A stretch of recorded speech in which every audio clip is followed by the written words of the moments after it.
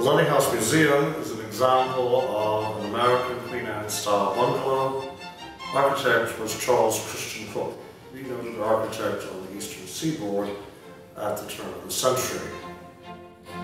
The house itself has 9 rooms, just under 4,000 square feet, and all the wood for the house is slow-growth longleaf pine that was brought here from the state of Washington.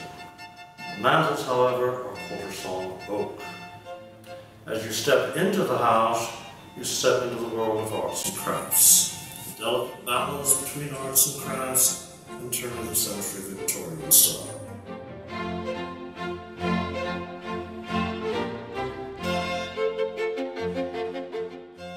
And all the windows facing the street are beveled. We see the introduction of corner moldings and window seats for storage.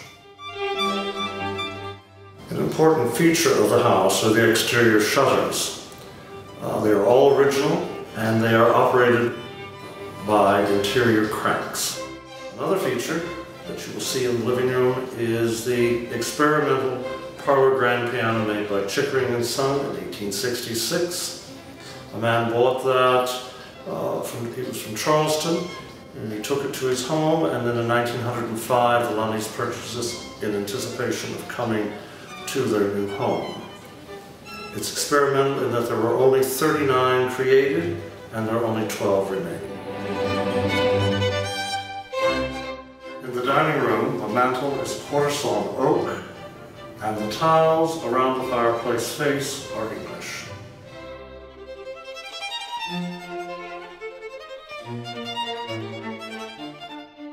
The furniture for the dining room is Empire Revival, purchased by the Lunneys for the house when they moved in September of 1909. The table has 5 leaves, there's 12 chairs. These are second generation chairs. Mrs. Lunney purchased these sometime in the 30s and they're Flemish.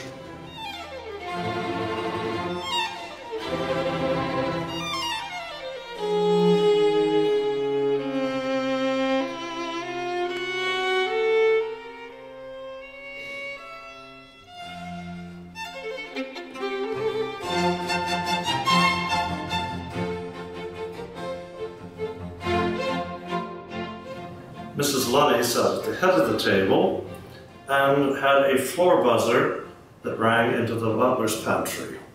And when plated food was to arrive, she pushed the buzzer and her personal maid and friend, Bertha Lee Strickland, would come through the pantry door to the guests.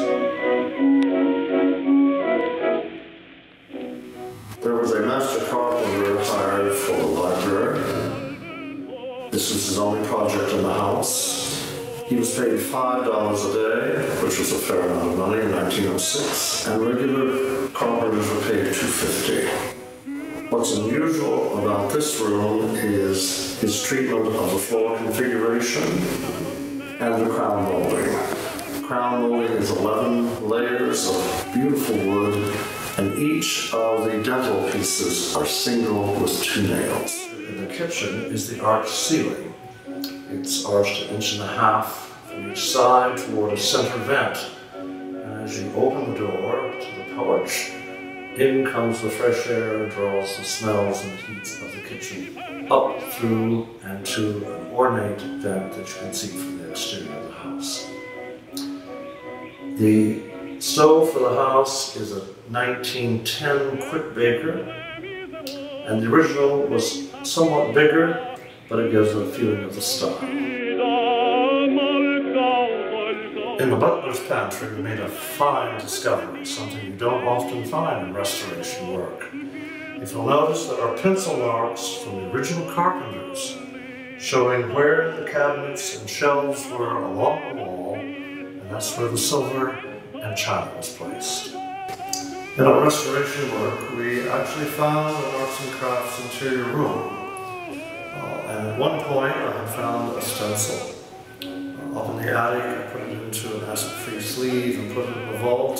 And lo and behold, the stencil was the one that was original for this room. It's now mounted We had a computerized stencil made to do the stencil about the room, but there is 18 inches of original stencil still in existence.